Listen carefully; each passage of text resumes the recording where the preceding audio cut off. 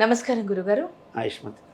గురుగారు అసలు 2025 మొదలైందంటే అంటే అప్పుడు వాళ్ళకి తెలియదేమో కానీ 6 నెలలు గడిచేసరికి ప్రతి సందర్భాన్ని ఏ సందర్భాన్ని చూసుకున్నా ఒకవైపు యుద్ధాలు అవ్వండి, ఒకవైపు మహాకుంభమేళాలో ప్రాణాలు కోల్పోవడం అవ్వండి, మొన్న ఆర్సీబీ కప్పు గెలిచిన వెంటనే అదేదైతే ఉందో ఆ ర్యాలీలో తొక్కిసలాట జరగడం కానీ, ఫ్లైట్ యాక్సిడెంట్లు, యుద్ధానికి సంబంధించి అసలు అసలు 2025లో 6 నెలలు అయితే ఈ విధంగానే చూసుకుంటున్నాం గురుగారు. మరి మిగతా 6 నెలలు ఉంది, అసలు ఏం జరగబోతుంది గురుగారు? ఈ యుద్ధాలు, ఈ ప్రళయానికి, అంటే ఇది ఒక రకంగా ప్రళయం అనే చెప్పొచ్చు, ఈ కండిషన్ ఏదైతే ఉందో దానికి మెయిన్ కారణం ఏంటి గురుగారు?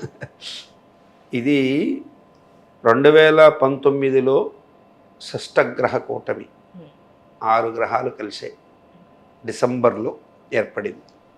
దానికి ముందు అక్టోబర్ నుంచే నేను వార్న్ చేస్తూ వచ్చాను. ఆ వీడియోలన్నీ కూడా పాతవి ఉన్నాయి. అప్పుడే నేను చెప్పాను 2032వ సంవత్సరం వరకు ఇటువంటి విపత్తులు ఉంటూనే ఉంటాయి, ఇటువంటి కరోనా లాంటి విపత్తులు అని చెప్పాను. కరోనా లాంటి విపత్తులు అంటే కరోనా ఆరోగ్యపరంగా, అలాంటి విపత్తులు అంటే ఇంకా దానికి రిలేటెడ్గా ఒక ఆరోగ్యం అని కాదు, అన్నీ వస్తాయి. సో ఇప్పుడు మీరు కావాలంటే 20 దగ్గర నుంచి మీరు వరుసగా చూసుకుంటూ వస్తే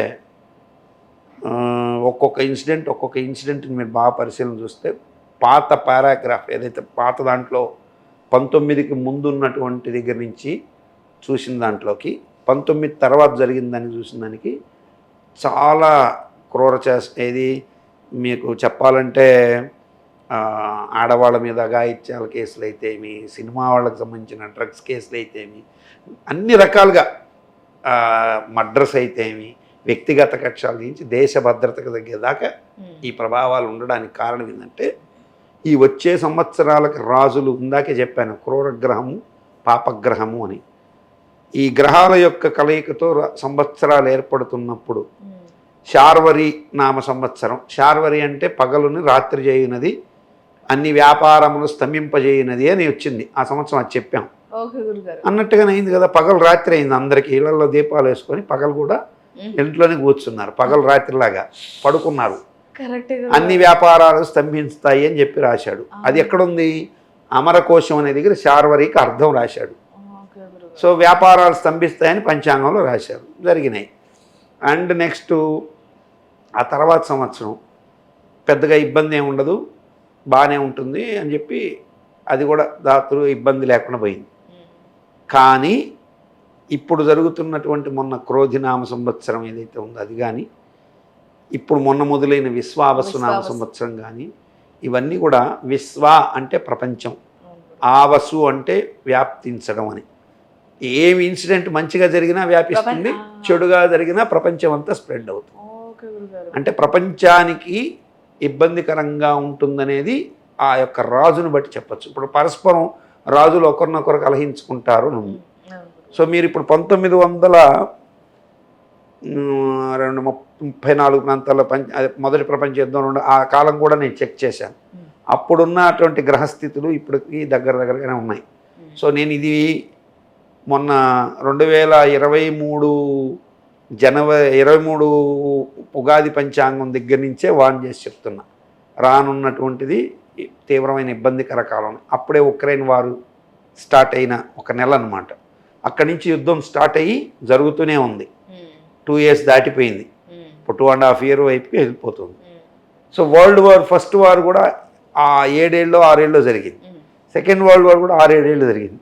ఇప్పుడు ఇది ప్రారంభం అక్కడ అయ్యిందనమాట యుద్ధం, రష్యా ఉక్రెయిన్తో మొదలయ్యింది. అయితే తమాషా చూడండి, ఇప్పుడు ఈ సంవత్సరం సూర్యుడు రాజుగా ఉండడం, శని సేనాధిపత్యం వహించడం, చంద్రుడు మంత్రిగా ఉండడం, ఈ యుద్ధంలో పార్టిసిపేట్ చేస్తున్నటువంటి దేశాల పేర్లు ప్రధానంగా ఇప్పుడు తీసుకున్నాం. Israel, Iran. సో వీటికి రెండిటికి సూర్యుడు రాజు, అది పక్కన పెడదాం. ఆ దేశాధ్యక్షుల పేర్లు చూడండి, నెతన్యాహు, అల్తాఫా ఖమేని, అల్తాఫా ఏదో ఉంది అది ముందు. సో ఆ అనేటువంటి అక్షరంలో ఆయన ఉన్నాడు. కృత్తికా నక్షత్రం సూర్యుడు, నెతన్యాహు నాని నూనె అనురాధ నక్షత్రం శని. శనికి సూర్యుడికి పడదు కాబట్టి వీళ్ళిద్దరు కొట్టుకుంటున్నారు. అట్లాగే గతంలో వ్లాదిమిర్ పుతిన్, అవును. వావివువే రోహిణి నక్షత్రం, అక్కడ జెలెన్స్కీ ఉత్తరాషాఢ నక్షత్రం, సూర్యచంద్రులు ఇద్దరు కొట్టుకున్నా వాళ్ళ మధ్య యుద్ధం జరుగుతూ వచ్చింది. అవును గురుగారు. స్ప్రెడ్ కాల. ఎందుకని? సూర్యచంద్రులు ఇద్దరు జగత్తుకు కావాల్సిన వాళ్ళే. వాళ్ళ పర్సనల్ అవసరాలు కాబట్టి ప్రజలు కూడా, ఇండియా కూడా గమ్ముగా వారి మధ్యలో కల్పించుకోవాలి. పక్కన పెడదాం. ఇక్కడ నెక్స్ట్ మళ్ళీ ఇండియాకి పాకిస్తాన్కి యుద్ధం వచ్చింది. అవును గురుగారు. ఇండియాకి పాకిస్తాన్కి వచ్చినప్పుడు ఇండియాని పరిపాలిస్తుంది ఎవరు ఇప్పుడు? ప్రధాని నరేంద్ర మోడీ. దామోదరదాస్ నరేంద్ర మోడీ అందరు, కానీ నరేంద్ర మోడీ అంటారు లేదా మోడీ అంటారు. మోటాటిడు పుబ్బా నక్షత్రం శుక్రుడు, నా అంటే అనురాధ నక్షత్రం శని, అండ్ దామోదరదాస్ నరేంద్ర మోడీ అంటే శేషోదాది పూర్వభాద్ర నక్షత్రం గురువు. ఇప్పుడు పాకిస్తాన్ పరిపాలిస్తుంది ఎవరు అంటే ఆసిఫ్ అలీ ఆసిఫ్ అని మునీర్, కృత్తికా నక్షత్రం, వాడు సైనిక అధ్యక్షుడు. జర్దారీ అనేటువంటి వాడి పేరు పాకిస్తాన్ అధ్యక్షుడు ఉన్నాడు, షరీఫ్ బ్రదర్, జర్దారీ షరీఫ్ ఏదో ఏదో ఉంది వాడి పేరు. ఒక్క సెకండ్. ఆ పేరు, ఆ అక్షరాలు కూడా ఇదే విధంగా శని అండ్ సూర్యుడి యొక్క ఆధిపత్యంలో పడుతున్నాయి. ఇప్పుడు అక్కడున్న పాకిస్తాన్ ప్రధానమంత్రికి ఎట్లా నాలిక లేదు, కానీ అక్కడ మనం ఆసిఫ్ మునీర్ని ఎందుకు తీసుకున్నాం? వాడే యుద్ధానికి కారకుడైనాడు. ఇన్సిడెంట్ జరిగిన పహల్గామ్ దగ్గర జరిగింది. ఫస్ట్ పహల్గామ్ అనేటువంటిది టేటోపాపి ఉత్తరా నక్షత్రం సూర్యుడిలో ఉంది. మళ్ళీ పాకిస్తాను సూర్య నక్షత్రంలో ఉంది. ఇండియా ఆయివుయే కృత్తికా నక్షత్రం పాకిస్తాన్లో ఉంది. అయితే మన భారత్ అనుకోండి, భారత్ అన్న దగ్గర యోయోబాబి మూలా నక్షత్రం, కేతు, మోడీ మోటాటిటు బుబ్బా నక్షత్రం. సో ఇవన్నీ ఆ నక్షత్రాల ప్రమాణం తీసుకొని చూసినా కానీ ఇవన్నీ జరుగుతున్న ఇన్సిడెంట్. అయితే ప్రపంచ యుద్ధానికి దారితీసే పరిస్థితులు ఎక్కువగా వెళుతూ ఉన్నాయని నేను 3 సంవత్సరాల నుంచి చెప్తూ వస్తున్నా. అయితే యుద్ధం జరగాలి అని ఎప్పుడు కోరుకోకూడదు. యుద్ధం జరగడం వల్ల అది విశ్వానికి ఎప్పుడు కూడా మంచిది కాదు. యుద్ధం జరపకుండా శత్రువుని అన్ని వైపుల నుంచి అష్టదిగ్బంధనం చేసి బలవంతంగా వాడిని దించడం అనేది మంచి పద్ధతి. అంటే ఇప్పుడు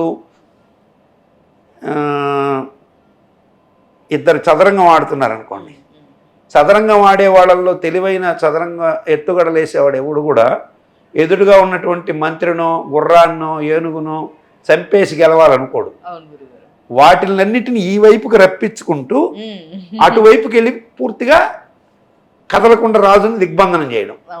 ఆ విధమైన యుద్ధ తంత్రాన్ని కనుక అమలు చేసుకున్నట్టయితే ఖచ్చితంగా ఇప్పుడు పాకిస్తాన్కి ఇండియా చేపట్టింది ఏంటి? వాటర్ బ్రేక్ చేసింది గట్టిగా. ఇంకా ఇదే నిర్ణయం ఇంకొక 2-3 నెలలు సాగింది అనుకోండి, పాకిస్తాన్ ఇప్పటికే కాళ్ళబేరానికి వచ్చింది, వాళ్ళే ఒప్పుకున్నారు. అది నిన్న కూడా మేము కాళ్ళబేరానికి వెళ్ళామని వాళ్ళే ఒప్పుకున్నారు.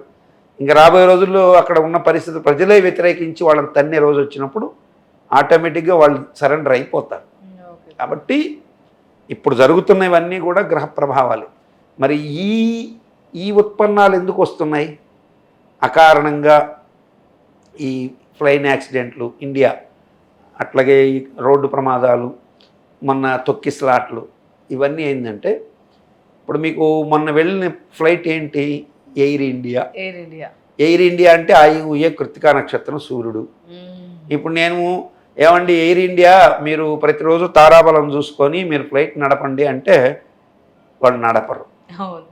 ఎందుకు నడుపుతారు?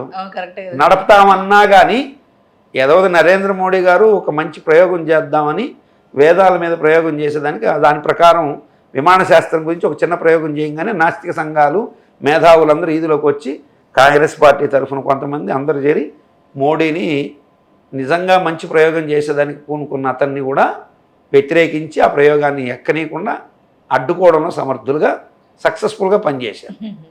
నిజంగా ఎయిర్ ఇండియా వాళ్ళు ముహూర్తాలు పెట్టుకొని పర్ఫెక్ట్గా ప్లాన్ చేసి లేస్తే ఇంత ఘోరమైన యాక్సిడెంట్లు జరగవు. నేను రాసిస్తాను. ఆ ఒక్కడెందుకు బతికాడు? 11వ సీట్లో కూర్చున్నాడు. 12A సీట్ కదా, 11A ఏదో 11A. ఆ 11 అంటే 2 చంద్రుడు.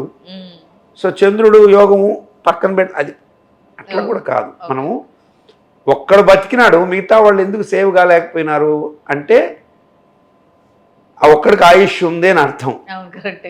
మేమేం చేస్తాం ఇప్పుడు ఫ్లైట్ ఎక్కే వాళ్ళందరూ ఖచ్చితంగా మీరు ఒక మాండేటరీ తెచ్చి వాళ్ళ డేట్ ఆఫ్ బర్త్ తీయమన్నారు అనుకోండి, సపోజ్ ఇవ్వలేరు. అవును అవును కరెక్ట్. కానీ నేమ్స్ అయితే ఇవ్వాలిగా. అవును కరెక్ట్. ఆ నేమ్స్లో ఎంతమందికి యోగం ఉంది, ఎంతమందికి అవయోగాలు ఉన్నాయో చూసి ఆ ప్రకారం వాళ్ళకి బయలుదేరే టైంని ఫిక్స్ చేసే విధానాలు చేస్తే సక్సెస్ అవుతాయి.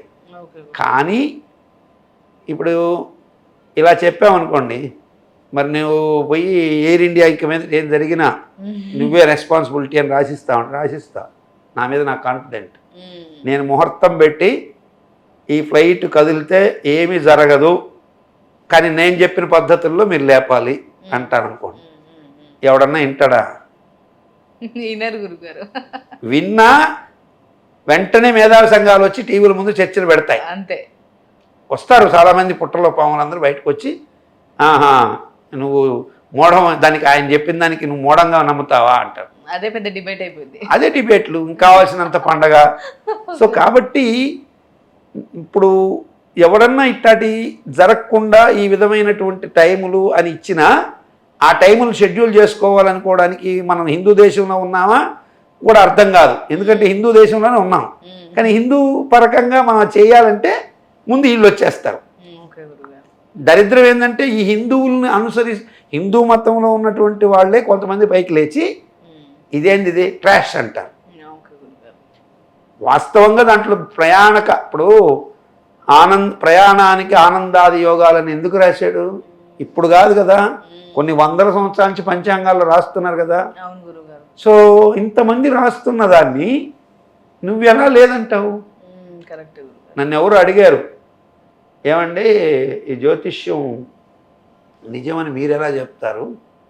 నేనంటే అది ఎన్నో వందల సంవత్సరాల నుంచి ఉన్న విషయాన్ని నేను నమ్మాను.